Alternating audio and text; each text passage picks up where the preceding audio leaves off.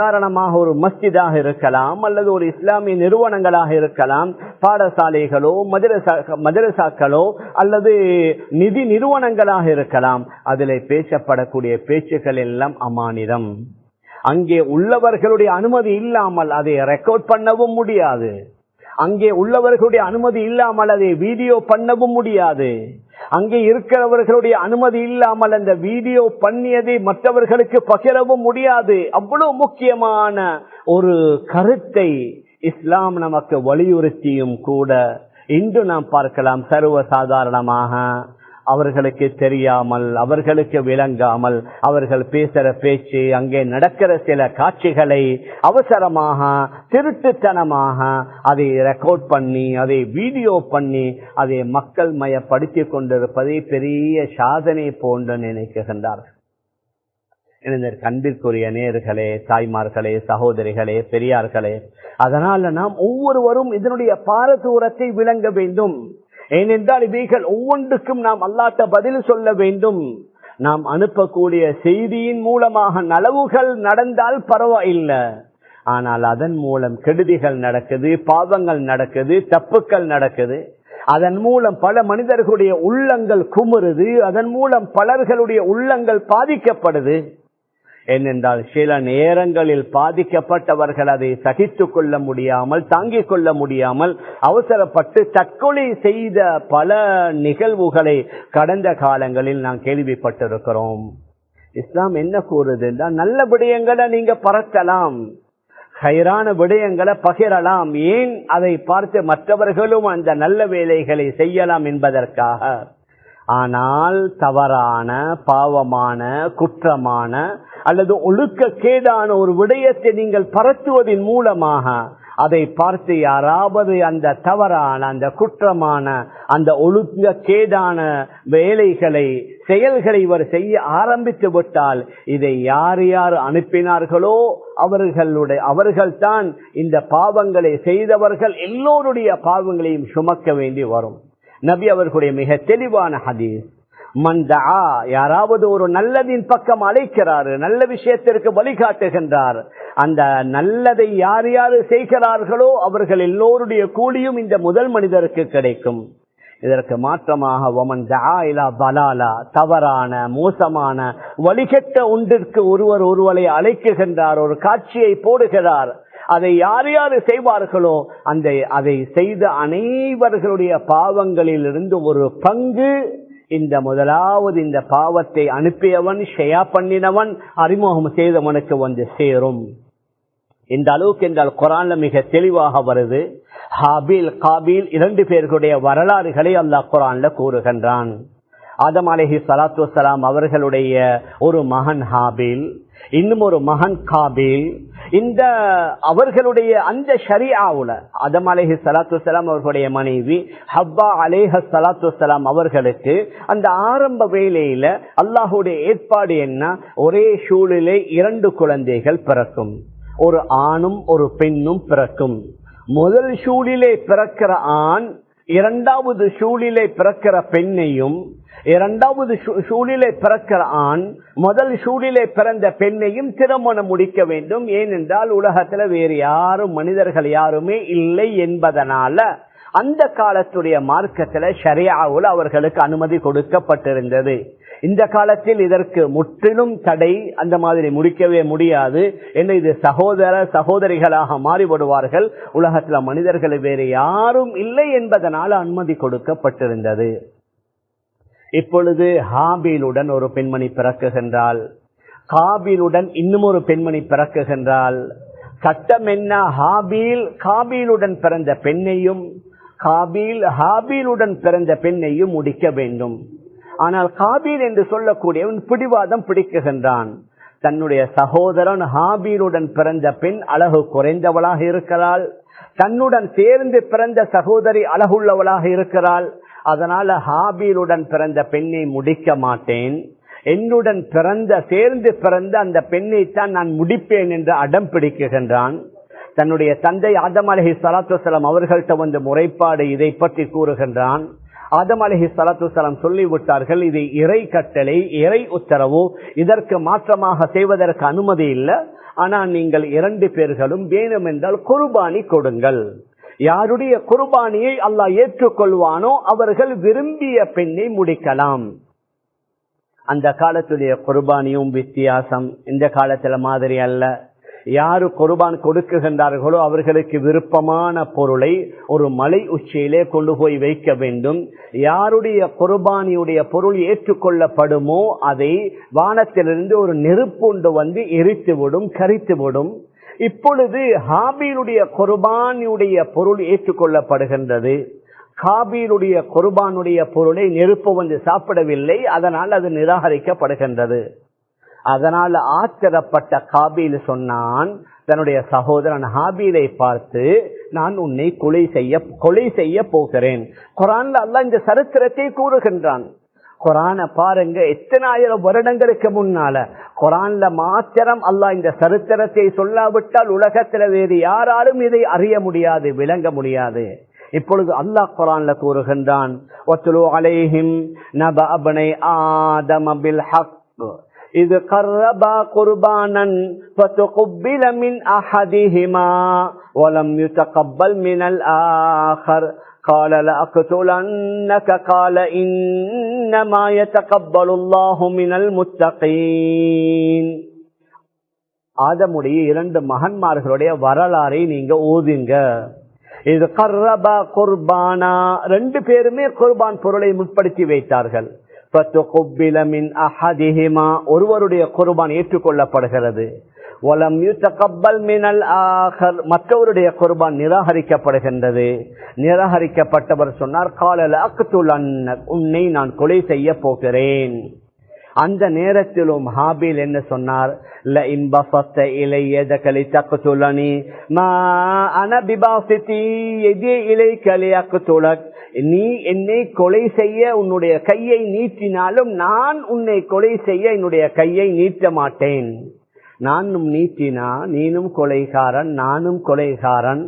அதனால 2 பேருமே குற்றவாளிகளாக மாறிவிடுவோம். நீ வேணுமென்ற என்ன கொலை செஞ்சிரு, நான் என்னுடைய கையை நீட்ட மாட்டேன். மிக நீண்ட ஒரு பெரிய வரலாறு. இறுதியில காபீல் ஹாபீலை கொலை செய்து அவருடைய ஜனாசாவை என்ன செய்ய வேண்டும் என்று தெரியாமல் அவருடைய கழுத்திலே வைத்து தூக்கி அலைந்து திரிகின்றார்.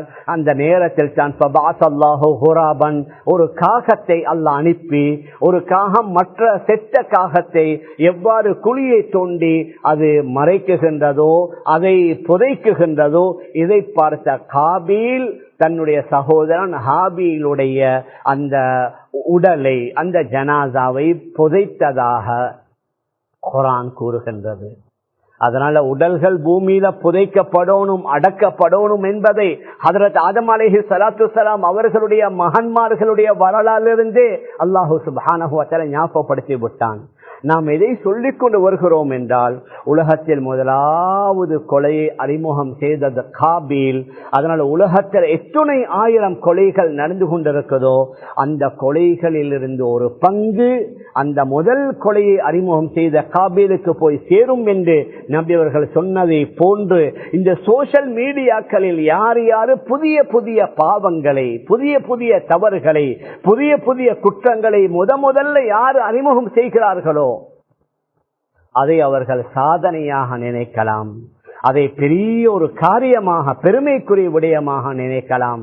ஆனால் அல்லாஹ் மன்னிக்க வேண்டும், அதனுடைய பாரதூரத்தை அவர் விளங்கிவிட்டால் அது உண்மையிலேயே ஷரியாவுல தடுக்கப்பட்ட பாவமாக, குற்றமாக இருந்து விட்டது என்றால் அதை செய்யக்கூடியவர்களுடைய எல்லோருடைய பாவங்களிலிருந்து ஒரு பங்கு இந்த முதலாவது நபருக்கு வந்து சேர்ந்துவிடும். அதனால இதன் மூலம் சில கைறுகள், நலவுகள் நடக்குகின்றது. ஆனால் மறுமுனையில் இதனால பலவிதமான பாவங்களை சம்பாதிக்க வேண்டிய ஒரு நிலைமை ஏற்பட்டுவிடும். அதனால கத்தியை போன்று தான் இந்த நம்முடைய மொபைல் போன்களாக இருக்கலாம், நம்முடைய கம்ப்யூட்டர், லேப்டாப் போன்ற இந்த தொலைத்தொடர்பு சாதனங்களாக இருக்கலாம். இதை மிகவும் கவனமாகத்தான் நான் பாவிக்க வேண்டும். எந்த செய்தி வந்தாலும் அதனுடைய நம்பகத்தன்மை என்ன, யாரை பற்றி உண்டான ஒரு தவறு, ஒரு குடும்பத்தை பற்றி உண்டான தவறு, சமூகத்திலே உள்ள ஒரு முக்கியமான நபர், ஒரு அறிஞர் அல்லது ஒரு பட்டதாரி அல்லது ஒரு செல்வந்தர் அல்லது ஒரு ஆலிம் அல்லது ஒரு அரசியல் உள்ள முக்கியமானவர் யாராக இருந்தாலும் சரி, ஒரு செய்தி வந்து விட்டது என்றால் அந்த செய்தியை நாம் எவ்வாறு எடுக்க வேண்டும் என்றும் குர்ஆன் நமக்கு வழிகாட்டுகின்றது. ஹஜ்ரத் ஆயிஷா ரலியல்லாஹு அன்ஹா நபி ஸல்லல்லாஹு அலைஹி வஸல்லம் அவர்களுடைய மனைவிமார்களில் உள்ளவர், நம்முடைய தாய்மார்களில் உள்ளவர்கள் தான் உம்முல் முஃமினீன் ஆயிஷா ரலியல்லாஹு அன்ஹா. அவர்களையும் இந்த சமூகம் விடல்ல, அவர்களை பற்றியும் அபாண்டம் சுமத்தியது, அவர்களின் மீது வீணான பழியை சுமத்தியது.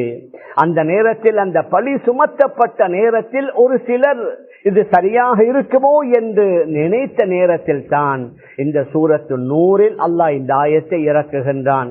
லௌலா இது சமிஅதுமூஹு வன்னல் முஃமினூன வல் முஃமினாத்து பிஅன்ஃபுஸிஹிம் கைரன் வகாலூ ஹாதா இஃப்கும் முபீன். இந்த மாதிரியான செய்திகளை நீங்க உங்களோட காதுகளால செவிமடுத்த நேரத்தில், இந்த மாதிரியான செய்திகளை நீங்கள் உங்களுடைய காதுகளால் செவிமடுத்த நேரத்தில், வன்னல் முஃமினூன வல் முஃமினாத்து பிஅன்ஃபுஸிஹிம் கைரன், முஃமினான் ஆண்களும் முஃமினான பெண்களும் தங்களை பற்றி அவர்கள் எவ்வாறு கைரை நினைக்குகின்றார்களோ அதே மாதிரி தங்களுடைய கூட்டத்தார்களை பற்றியும் கைரானதை நலவை நினைத்து என்ன சொல்லணும், வகாலு ஹாதா இஃப்கும் முபீன். இது மிகப்பெரிய பகிரங்கமான அபாண்டம், மிகப்பெரிய பழி, வீணான பழி.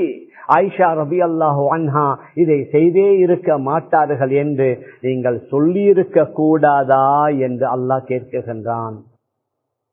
ஆனால் துரதிர்ஷ்டவசம், இந்த யாரையாவது பற்றி ஒரு தவறான செய்தி வந்துவிட்டது என்றால் அது எப்பொழுது நடந்தது, எந்த நேரத்தில் நடந்தது, எந்த இடத்தில் நடந்தது, அது எந்த அளவுக்கு உண்மை என்று விசாரிப்பதற்கு முன்னால தன்னுடைய குரூப்ல உள்ள நூற்றுக்கணக்கானவர்களுக்கு ஷேர் பண்ணி விட்டு அது உண்மையிலேயே பொய்யான செய்தி, அதிலே நிறைய மாற்றங்கள் நடந்திருக்குது, அதுல நிறைய கூடுதல் குறைவுகள் நடந்திருக்குது என்று எவ்வளவு நாங்க அதை சமாதானப்படுத்த பார்த்தாலும் யார் யாருக்கெல்லாம் அந்த செய்தி போய் கிடைத்திருக்குமோ அவர்கள் ஒவ்வொருவருக்கும் மீண்டும் அந்த செய்தி பிழையானது என்று மன்னிப்பு கேட்பது என்பது சாதாரணமான விடயம் அல்ல.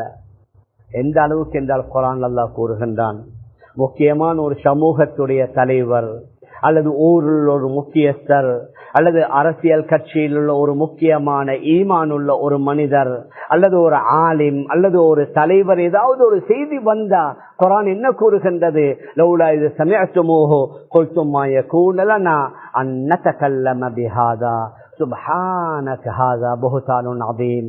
ஆயிஷா ரலியல்லாஹு அன்ஹா அவர்களை பற்றி உண்டான இந்த அபாண்டமான வீணான செய்தி வந்த நேரத்தில் குல்தும், நீ இங்க என்ன சொல்லி இருக்கணும், மா யகூனு லனா அன் நதகல்லம பிஹாதா, இதை பேசுவதற்கு நமக்கு தகுதியே இல்லை, இதை பேசுவதற்கு நமக்கு தகுதி இல்லை, இது பெரிய இடத்து சமாச்சாரம். மா யகூனு லனா அன் நதகல்லம பிஹாதா, இதை எங்களால பேசுவதற்கு எங்களுக்கு அருகதை இல்லை. சுப்ஹானக யா அல்லாஹ், உன்னை தூய்மைப்படுத்திக் கொண்டோம். ஆதா புஹ்தானுன் அதீம், இது மிகப்பெரிய அபாண்டம் என்று சொல்லியிருக்க கூடாதா என்று குர்ஆன் அல்லாஹ் அன்று அந்த மக்களை விழித்து கேட்டது கியாமத் நாள் வரைக்கும் வாழக்கூடிய மனிதர்களுக்கு பொருந்தக்கூடியதாக இருக்குது.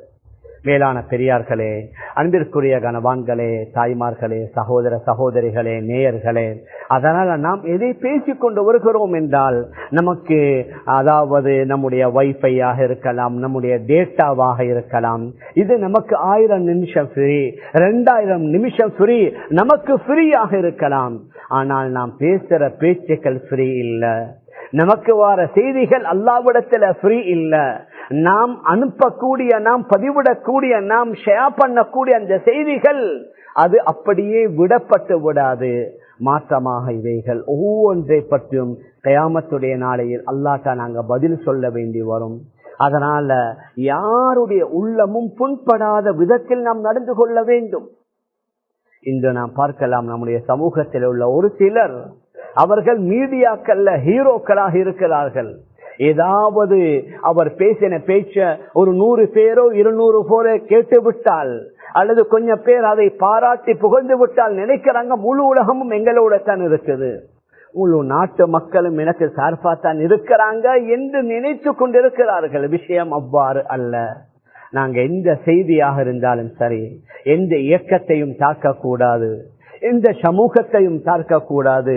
மாற்று மத சமூகங்களுடைய மத உணர்வுகளை நாங்க அதை ஏளனப்படுத்தக்கூடாது, மத உணர்வுகளை நாம் குறை சொல்லக்கூடாது. ஏனென்றால் கடந்த காலங்களில் இது போன்ற பல நிகழ்வுகள் நடந்திருக்குது.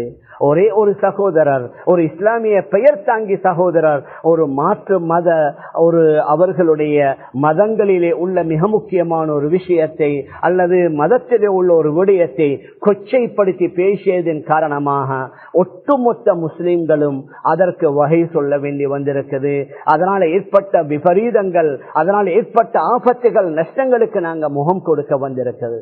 அதனால் இதில் ஈடுபடக்கூடியவர்கள் ஆறுதலாக, அமைதியாக, நிதானமாக, தூர நோக்குடன் செயல்படணும். எந்த செய்தி வந்தாலும் சரி அவசரப்படக்கூடாது, எந்த ஒரு காட்சி வந்தாலும் நாங்க வேகப்படக்கூடாது. சில பேர் இதை ஷேர் பண்ணி விட்டோம் என்றால் அதிலிருந்து நாங்க மீண்டும் விலகி வருவது இலகுவான விடயம் அல்ல. மேலான பெரியார்களே, சகோதரர்களே, நாங்க இன்றைக்கு அமல் கொஞ்சம் தான் செய்கிறோம், கொஞ்ச நேரம் தான் தொழுகைக்கு கொடுக்கிறோம். பரதான தொழுகைகளை கூட அவசரமாக தொழுது முடித்து விடுகின்றோம். அதற்கு பின்னால் உள்ள ஜிக்கர்களோ, ஔராதுகளோ, திலாவத்துகளோ, துஆக்களோ ஓதுவதற்கு நேரம் இல்லை. ஆனால் நாம் செய்யற அந்த கொஞ்சம் அமல்கள், சின்ன சின்ன அமல்கள் கூட நாங்க செய்யற சில தவறுகளின் காரணமாக அவைகள் அழிந்துவிடும்.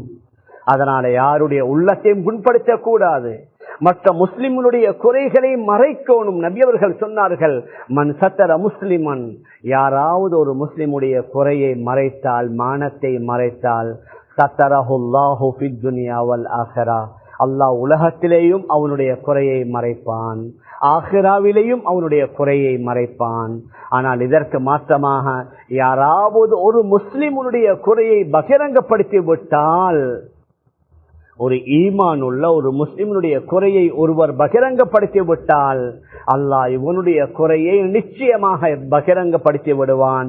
இவன் தன்னுடைய கதவுகளை மூடி வீடுகளுக்குள்ளே, அறைகளுக்குள்ளே இருந்தாலும் சரியே, வீட்டுக்குள்ளே வைத்து அவனை அல்லாஹ் கேவலப்படுத்தி விடுவான் என்றும் நபி ஸல்லல்லாஹு அலைஹி வஸல்லம் அவர்கள் கூறியிருக்கிறார்கள். இந்த உலகத்துல நாங்க பார்க்கலாம், எங்கட இந்த காலங்கள்ல 16 வயது 18 வயது இளம் வாலிபர்கள், சில இளம் யுவதிகள் சில பாரதூரமான தவறுகளை செய்வதற்கு தைரியப்படுகிறார்கள். அவர்களுக்கு அச்சப்பாடு இல்லை, அவர்கள் அதிலிருந்து பின்வாங்குறாங்க இல்லை. ஏனென்றால் அவர்கள் பார்த்த சில காட்சிகள், அவர்களுக்கு வந்த சில காட்சிகள் வெளிநாடுகள்ல, ஏதாவது ஒரு நாட்டுல ஒரு 15 வயது வாலிபன், ஒரு 18 வயது வாலிபன், ஒரு 18 வயது இளம் யோதி இப்படி செஞ்சுட்டாங்க, அந்த தவறான ஒரு செய்தி வந்துவிட்டது என்றால் உடனடியாக இவர்களும் அதை செய்ய துணிகின்றார்கள். அதனால தான் ஹதரத் உமர் ரலியல்லாஹு அன்ஹு அவர்களுடைய பிரபல்யமான ஒரு செய்தி என்ன, அமீத்துல் பாத்தில பிதர்கி திக்ர், ஒரு பாத்தில், ஒரு தவறான பிழையான ஒன்றை விட வேணும் என்று அதை பேசாதீங்க, அதை பகிரங்கப்படுத்தாதீங்க, அதை மக்களுக்கு மத்தியில ஷேர் பண்ணாதீங்க. அதனால தான் அவர்கள் சொல்லுவார்கள், இன்னலில்லாஹி இபாதன், சில நல்லடியார்கள் இருக்கிறார்கள், சில அல்லாஹ்வுக்குரிய சில நல்லடியார்கள் இருக்கிறார்கள். அவர்கள் என்ன செய்கிறார்கள், யுமீதூனல் பாத்தில பிஹஜ்ரிஹி, பாத்தில மரணிக்க செய்வாங்க, பாத்தில இல்லாமலாக்குவாங்க, அதை பற்றி பேசாமல் இருப்பதின் காரணமாக.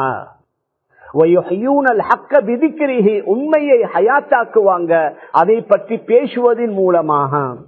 ஆனால் அல்லாஹ் மன்னிக்க வேண்டும், இன்று சில தவறுகள் உலகத்தில் மடிந்ததற்குரிய காரணம் என்ன, அதை பகிரங்கப்படுத்தியது தான். சில மேற்கத்திய நாடுகள்ல, விசேஷமா அமெரிக்கா போன்ற நாடுகள்ல அடிக்கடி ஷூட்டிங் நடக்குது. 15 வயது ஸ்டூடெண்ட் மாணவன், அவன் கன் எடுத்துக்கணும் என்று ஷூட் பண்ணுகின்றான், ஒரே நேரத்தில் பலர்களை கொலை செய்து விடுகின்றான். இது போன்ற காட்சிகளை பார்த்து நம்முடைய ஏசியாவிலே உள்ளவர்களும் செய்ய துணிகிறார்கள் என்றால் ஏன்? அந்த காட்சிகளை பார்த்ததின் காரணமாக, இது உதாரணத்திற்கு கன் ஷூட்டிங், இது போன்ற எக்கச்சக்கமான சமூக சீரழிவுகள், சமூக சீர்கேடுகள் இன்று நடந்து கொண்டிருக்குது என்ற ஏன் அதை பரத்தியதின் காரணமாக. அதனால தான் ஹதரத் உமர் ரலியல்லாஹு அன்ஹு சொல்வார்கள், பாத்திலை, பாவத்தை, தவறை இல்லாமலாக்க வேண்டும் என்று அதை பேசாதீங்க, அதை பகிராதீங்க, அதை கருத்துக்களை பரிமாறிக்கொள்ளாதீங்க. அதை விட்டு விடுவதன் மூலமாக அது காலப்போக்கில் இல்லாமலாகிவிடும். எந்த அளவுக்கு நீங்க அதை ஷேர் பண்ணுவீங்களோ, எந்த அளவுக்கு அதை நீங்கள் பகிரங்கப்படுத்துவீர்களோ, எந்த அளவுக்கு மற்றவர்களுக்கு நீங்கள் அதை அனுப்புவீர்களோ, அந்த அளவுக்கு அந்த பாவங்கள் உலகத்துல பரவ ஆரம்பிக்கும். அதனால இந்த காலம் ஒரு பயங்கரமான காலகட்டம். நம்முடைய மொபைல் போனாக இருக்கலாம், கம்ப்யூட்டராக இருக்கலாம், லேப்டாப்பாக இருக்கலாம், ஐபேடாக இருக்கலாம், அதுல பல நல்ல விஷயங்களை செய்யலாம்.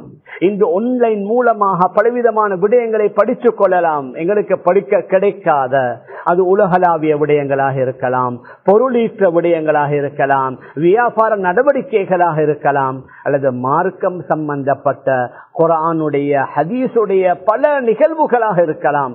தாராளம் அவைகளுக்கு நேரத்தை ஒதுக்கி நாங்க படிக்கலாம். மாற்றமாக வீணான காட்சிகள், வீணான பேச்சுகள், ஜோக்ஸுகளாக இருக்கலாம். சிலர்கள் சொல்லுவாங்க, ஜோக் தானே, இது பரிகாசம் தானே. ஆனால் எங்களுக்கு அது ஜோக்ஸாக விளங்கலாம், எங்களுக்கு அது பரிகாசமாக விளங்கலாம். ஆனால் அந்த ஒரே ஒரு பரிகாசத்தின் மூலமாக, ஒரே ஒரு ஜோக்ஸின் மூலமாக ஒருவருடைய உள்ளம் புண்பட்டு விட்டது என்றால் அதிலிருந்து நாம் நம்மை எவ்வாறு பாதுகாத்துக் கொள்வது? அன்பிற்குரிய இஸ்லாமிய சகோதர சகோதரிகளே, நேயர்களே, அதனால கால நேரம், ஒரு காலம் இருந்தது, நேரம் இல்ல, காலம் இல்ல, டைம் இல்ல, வேலைகள் நிறைய இருக்குதுன்னு சொல்லிக் கொண்டிருந்தோம். ஆனால் இப்பொழுது அல்ஹம்துலில்லாஹ் நிறைய கால நேரங்கள் இருக்குது. அதனால் இந்த கால நேரத்தை வீணடிக்காமல் பிரயோசனமான முறையில கழிப்போம்.